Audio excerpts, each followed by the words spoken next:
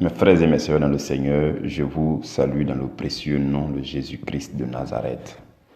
Et je dis merci à notre Dieu qui est fidèle.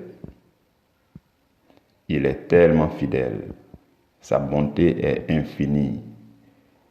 Le Seigneur nous aime.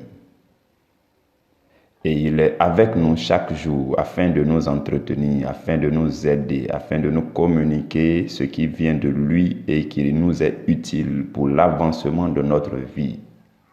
Il nous maintient dans cette habitude, dans cette belle habitude de la méditation quotidienne sur cette plateforme dans le cadre de cette émission dénommée Ton pain de la première heure.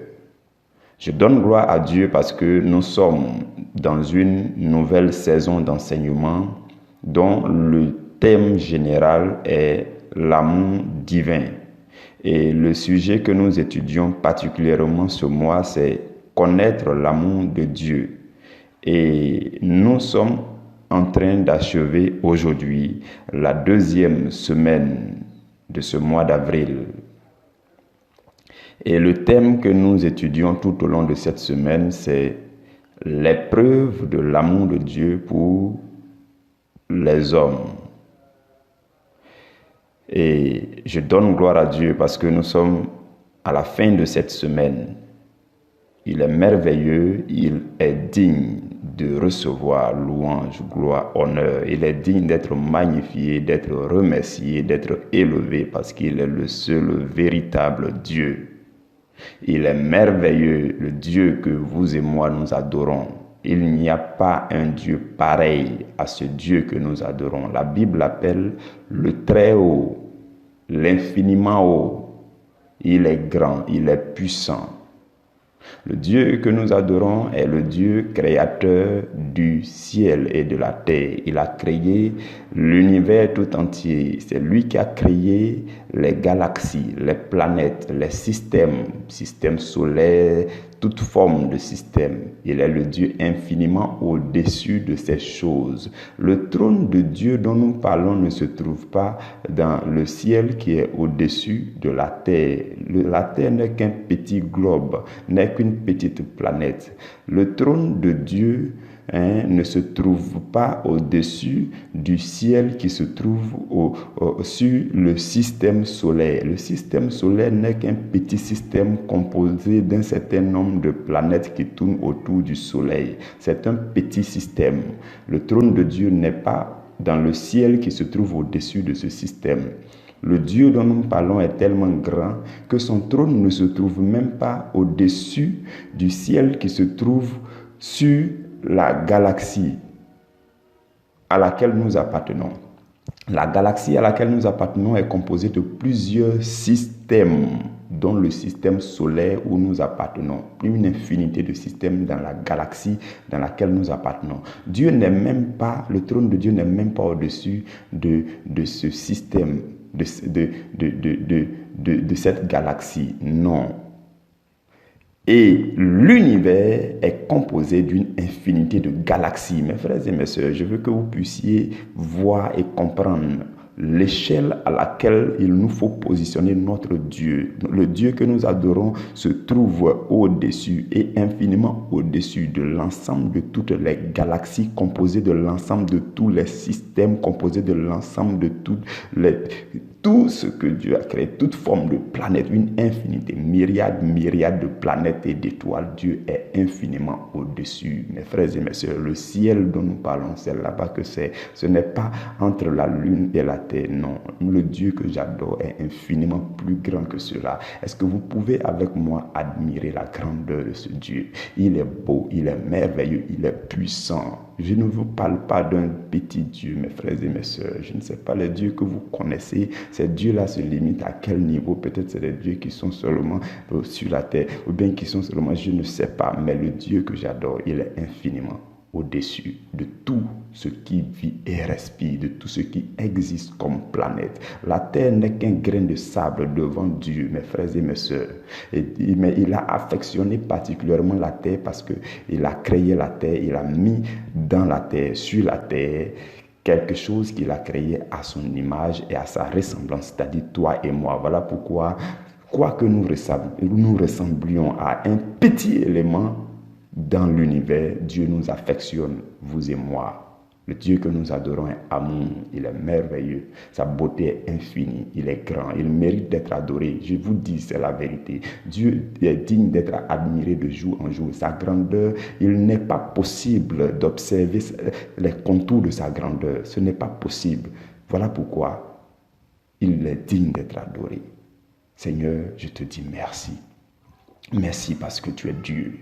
Merci parce que tu es saint. Merci parce que tu nous aimes. Ton amour pour nous est indescriptible. Voilà pourquoi je veux te dire merci. Merci en ce beau jour que tu nous donnes. Merci pour le nom de Jésus que tu nous donnes. Merci pour le Saint-Esprit qui est avec nous. Merci parce que, Seigneur, tu désires nous transformer. Voilà pourquoi tu nous révèles ce qui te concerne. Parce que c'est la révélation de ta personne qui va nous transformer. Seigneur, je te bénis parce que tu viens jusqu'à nous. Qui sommes-nous pour bénéficier de ta grande révélation, des révélations des choses qui te concernent? Qui sommes-nous, Seigneur?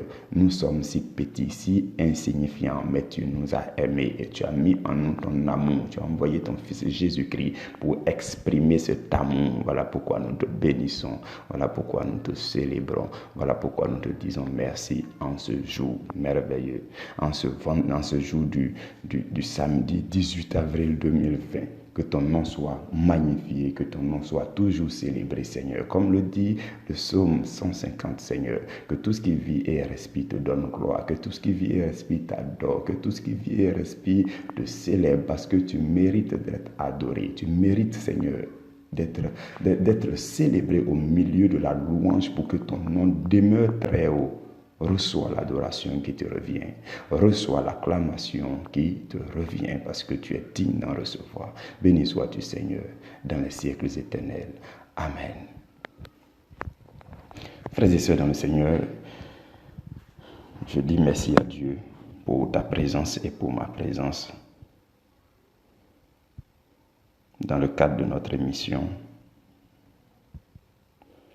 Je lui dis merci parce que il nous donne l'Esprit de Jésus-Christ qui se met en mouvement, qui continue de remplir nos cœurs, qui le fait peu à peu, peu à peu, peu à peu. C'est un grand temps de séminaire, c'est un long temps d'enseignement, c'est un long temps de découverte. Et chaque jour, Dieu, dans sa préséance, dans sa bonté et aussi dans sa patience, dans sa patience, oui, dans sa patience. Il est pressé en même temps, il est patient. Mais il sait qu'est-ce qu'il faut ajouter à nos vies chaque jour, chaque jour. Chaque jour, il ajoute quelque chose de nouveau dans nos cœurs. Je bénis son nom. Et de plus en plus, il affermit notre attention pour que nous demeurions de plus en plus attachés, connectés à ce séminaire. Je lui donne gloire véritablement et je bénis son nom pour ta vie, toi qui m'écoutes particulièrement, là où tu te trouves, à l'instant même où tu écoutes ce message. Je ne sais pas ce que tu es en train de faire en ce moment, mais pendant que tu es connecté à ce message, je te dis, le Seigneur affectionne ta vie d'une façon particulière parce qu'il te connaît. Il te connaît plus que tu ne te connaisses toi-même. Tu es sa semence sur la terre. Tu es son projet sur la terre. Tu es son investissement. Et son désir le plus ardent, c'est que tu portes beaucoup de fruits. Voilà pourquoi il fera tout pour te donner tout ce qu'il te faut comme ressource pour que tu parviennes à accomplir la mission qu'il t'a confiée sur la terre. Il t'affectionne particulièrement. Et je vous le dis, pendant que l'on parle à gauche et à droite de ceci, de cela, Dieu ne désire seulement que de te préserver, de te garder. Selon que tu mettras en lui ta foi, la couverture divine de Dieu va venir sur toi à chaque instant et rien ne s'approchera de ta tente, rien de mauvais ne s'approchera de ta maison parce qu'il a dit aucun fléau ne s'approchera de ta tente. Le Seigneur nous affectionne, il nous aime tout particulièrement. Et lorsque je constate cela, je l'admire aussi de jour en jour. Restez bénis, mes frères et mes sœurs. Que la main de Dieu demeure sur vous. Que le Saint-Esprit ne cesse de vous environner, de vous envelopper, de vous conduire, de vous aider, de vous soutenir, de vous fortifier. Pour que nous puissions peu à peu, parvenir à ce merveilleux rendez-vous. Il y a un rendez-vous auquel vous et moi, il nous faut participer, peu importe ce qui arrivera sur cette terre. Ce merveilleux et ce glorieux rendez-vous, c'est le festin au royaume des cieux, au paradis céleste avec Jésus-Christ. Mes frères et mes sœurs, à toi qui m'entends ma voix maintenant, mon désir le plus ardent, ma prière la plus forte et la plus puissante pour toi, c'est que tu parviennes à ce glorieux rendez-vous et que à la fin des temps, vous et moi, nous soyons assis sur des trônes glorieux autour du Seigneur en train de nous rappeler de cette heure à laquelle tu entends ma voix. Que la grâce de Dieu demeure sur vos vies, dans le puissant nom de Jésus-Christ de Nazareth. Amen. Le sous-thème que nous avons à méditer, c'est la venue du Saint-Esprit en tant que preuve de l'amour de Dieu. Nous allons y aller très rapidement. Frères et sœurs dans le Seigneur, nous allons lire un premier passage. Luc chapitre 3, versets 15 à 17.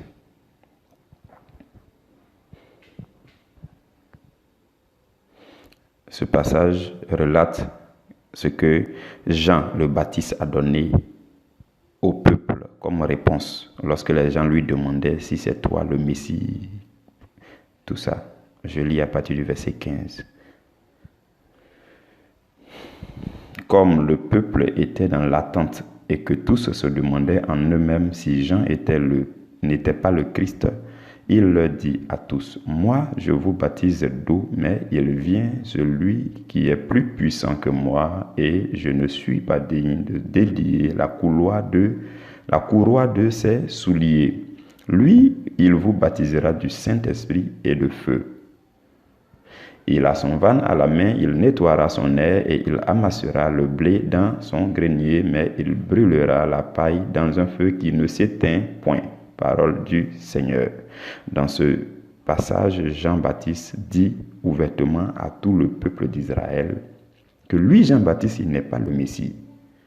Il leur dit, moi je suis la voix de celui qui crie dans le désert, qui dit, aplanissez la route du Seigneur, préparez le chemin du Seigneur. Jean-Baptiste dit, je ne suis pas le Messie, parce que juste après moi vient quelqu'un. Souvenons-nous qu'il y a tout simplement 6 mois entre Jean-Baptiste et puis Jésus. Jean-Baptiste est grand frère de Jésus de 6 mois seulement. Ça veut dire qu'ils sont nés dans la même période, ils ont grandi dans la même génération.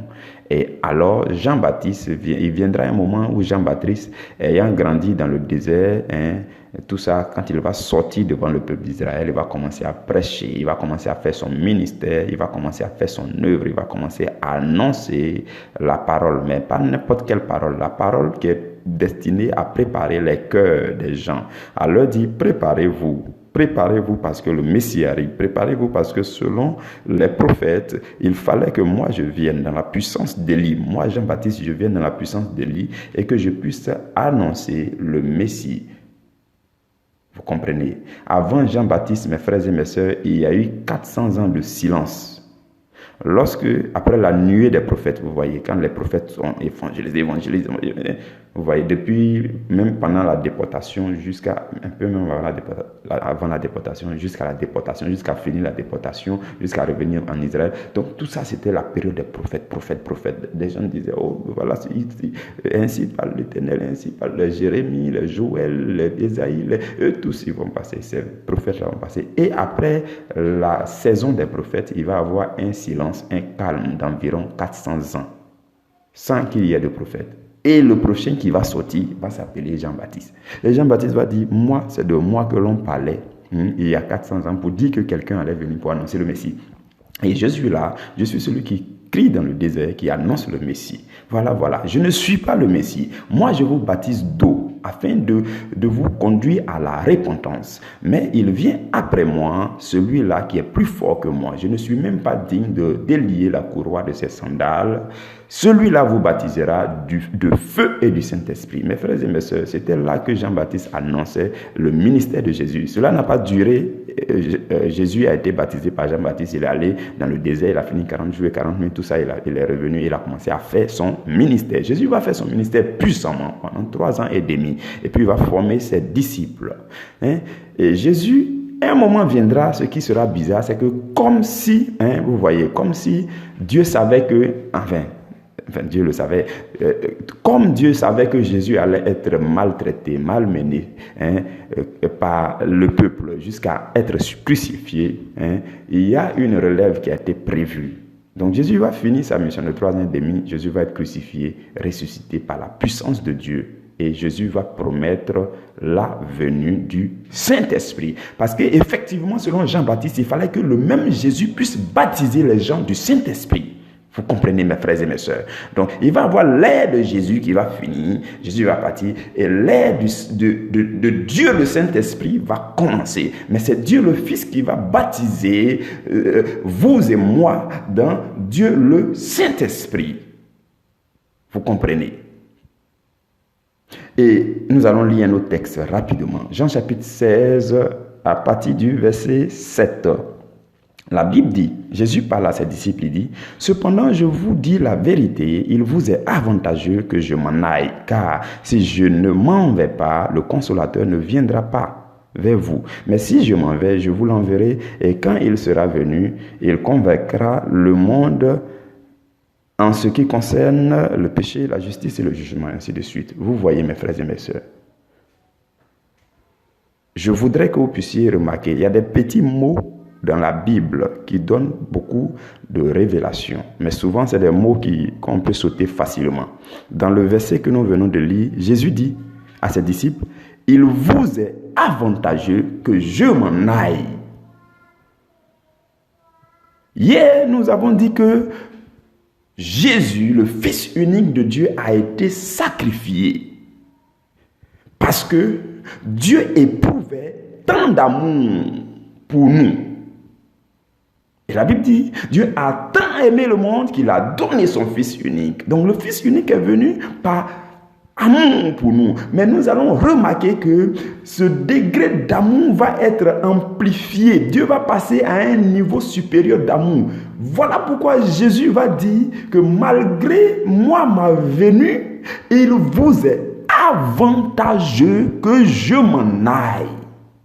Et la suite dit, car si je ne m'en vais pas, le Consolateur ne viendra pas. Mais si je m'en vais, je l'enverrai. Donc Jésus dit, c'est vrai, vous m'admirez, vous m'appelez Seigneur, vous m'appelez le Fils unique, je vais mourir, je serai crucifié, ressuscité, tout ça c'est bien, c'est beau, mais malgré tout, je vous dis qu'il y a encore un autre avantage qui vous attend. Dieu a prévu un autre privilège qui vous attend, mais il faut que je m'en aille pour que vous puissiez recevoir cet avantage. Et il dit, il vous est avantageux que je m'en aille. Parce que si je ne vais pas, le Consolateur ne viendra pas. Jésus était en train d'annoncer la venue du Saint-Esprit. Et il y a un autre texte encore, où il y a un mot là-bas qui va nous frapper encore. Regardez quelque chose. Je vais nous lire Jean chapitre 14, versets 15 à 17. Jésus dit à ses disciples, il dit, si vous m'aimez, gardez mes commandements. Et moi, je prierai le Père et il vous donnera un autre consolateur afin qu'il demeure éternellement avec vous. L'Esprit de vérité que le monde ne peut recevoir parce qu'il ne le voit point, ainsi de suite. Ce que je voudrais vous faire remarquer, c'est le mot « autre ». Jésus parle d'un autre consolateur. Vous voyez, quand on lit ce passage, on peut sauter le mot « autre ». Tout comme le passage de tout à l'heure, le mot « avantageux » peut ne pas sauter à l'œil. Donc, Jésus dit, je prierai le Père et il vous donnera un autre consolateur. Jésus est en train de dire que lui, il est venu, il a fait des miracles, il a enseigné, il a fait les signes, il a guéri, il a été consolateur pour le peuple. Mais la première phase de sa mission est terminée. Il y a un autre consolateur, un consolateur tout comme lui qui va venir après lui. Jésus va annoncer ce consolateur. Parce que justement, il est avantageux que Jésus s'en aille et que cet autre consolateur vienne. Mes frères et mes sœurs, c'est un autre degré d'amour un peu plus poussé qui a poussé Dieu à envoyer le Saint-Esprit après le départ de Jésus. Parce que Jésus, dans la chair de l'homme, sous la forme humaine, ne peut pas être là dans tout le monde entier, peut toucher le monde entier. Non, mais c'est l'Esprit de Jésus qui se met en mouvement lorsque la parole de Jésus est entendue pour que Jésus se fasse présent chez vous, dans vos cœurs, chez moi, dans mon cœur, partout. Voilà pourquoi il est le Dieu omniprésent. Voilà pourquoi il est le Dieu omnipotent dans sa toute puissance. Voilà pourquoi il est le Dieu omniscient et il connaît tout. Il connaît vos cœurs. Pendant que je vous parle, Dieu nous connaît nous tous. Il est le Dieu grand et il opère de cette façon par un autre consolateur, le Saint-Esprit, le Paraclet. Et Jésus dit, il était avantageux pour vous et pour moi que lui, Jésus, il s'en aille. Il s'en aille vers le Père pour que cet autre consolateur vienne. Voici une preuve de l'amour de Dieu pour vous et pour moi. Un autre degré d'amour. La Bible dit que Dieu avait tant aimé le monde qu'il a envoyé son Fils unique afin que quiconque croit en Jésus, celui-là ait la vie éternelle et qu'il ne périsse pas. Mais nous constatons encore qu'après le Fils unique, il va falloir répandre l'esprit du Fils unique. Dieu va éprouver un autre degré d'amour pour vous et pour moi. Et Dieu va aller jusqu'à répandre sur nous la puissance du Saint-Esprit. Voilà pourquoi Jésus a promis le Saint-Esprit. Et lorsque Jésus est parti, 10 jours après, lorsque Jésus est monté au ciel, 10 jours après, mes frères et mes sœurs, les apôtres vont recevoir le Saint-Esprit. Le règne du Saint-Esprit va commencer sur la terre. Tout comme Jésus a fait son règne et que Jésus est parti, le règne de Jésus va continuer. Voilà pourquoi Jésus lui-même a dit avant de partir, il dit, je suis avec vous tous les jours jusqu'à la fin du monde. En fait, il disait, mon esprit viendra sur vous avec puissance et sera avec vous tous les jours jusqu'à la fin du monde. Voici, aujourd'hui est le dernier sous-thème de la semaine et vous et moi, nous comprenons aisément que le fait que Dieu ait donné le Saint-Esprit était le fruit ou alors la preuve du dernier degré d'amour que Dieu éprouvait pour vous et pour moi. Au début de cette semaine, nous avons commencé par dire que le fait que Dieu ait choisi Noé, Moïse, ainsi de suite, et qu'ils disent qu'il est leur Dieu pour les accompagner tout et tout, c'était une preuve d'amour de Dieu pour l'humanité, pour l'espèce humaine. Le fait que Dieu soit fidèle dans l'alliance avec Abraham et qu'il soit fidèle jusqu'à Isaac, Jacob, ainsi de suite, et avec tout le peuple d'Israël jusqu'au niveau de Joseph, tout ça, c'était toujours la preuve de l'amour de Dieu. Le fait que Dieu décide de délivrer son peuple à travers Moïse, en disant à Moïse, va et délivre mon peuple, tout ça c'est des preuves de l'amour de Dieu pour vous et pour moi, pour l'humanité. Le fait que après la délivrance du peuple d'Israël de l'Égypte, Dieu dise à Moïse, viens dans ma présence parce que ce peuple-là, je les aime, je veux les affectionner et je veux qu'ils découvrent ma volonté, je veux qu'ils se conforment à ma loi. Alors viens, je vais te communiquer ma volonté et va leur donner ma volonté pour qu'ils se sanctifient davantage, car moi, votre Dieu, je suis saint. Le fait que Dieu donne les tables de la loi à Moïse, c'était une autre preuve d'amour de Dieu pour vous et pour moi. Dieu ne va pas s'arrêter là. Dieu va aller plus loin pour promettre, pour faire la promesse d'une nouvelle alliance. Dieu va dire, cette ancienne alliance-là, je veux l'arrêter parce que je veux passer à un autre niveau, un niveau beaucoup meilleur à mon peuple. Je veux moi-même venir leur donner un cœur nouveau, un esprit nouveau, graver ma loi sur leur cœur, non pas sur les tables de pierre, mais sur les tables de chair, c'est-à-dire leur cœur. Je veux désormais inscrire ma loi à l'intérieur d'eux. Dieu va le faire par un autre degré d'amour. Dieu va aller, le degré d'amour de Dieu pour l'humanité va aller de croissance en croissance. Et Dieu va aller jusqu'à donner son Fils unique, à sacrifier son Fils unique. Il va éprouver la douleur qu'on ressent lorsqu'on sacrifie son Fils unique. Ça, c'est une autre preuve d'amour de Dieu, un amour un peu plus poussé. Le Fils unique va venir, c'est-à-dire Jésus-Christ de Nazareth. Mais Dieu ne va pas s'arrêter là. Après le ministère terrestre de Jésus, Dieu va faire continuer le ministère de Jésus en envoyant l'Esprit de Jésus. Voici un autre degré d'amour de Dieu, une autre preuve d'amour de Dieu pour vous et pour moi. Et depuis lors, le Saint-Esprit règne dans le cœur de tous ceux qui acceptent Jésus et qui font sa volonté. Tous ceux qui acceptent Jésus et qui font la volonté de Jésus, le Saint-Esprit, l'Esprit de Jésus s'empare d'eux et conduit leur vie. Jésus dit à Nicodème, Jésus dit que le vent souffle là où il veut. On en entend le bruit.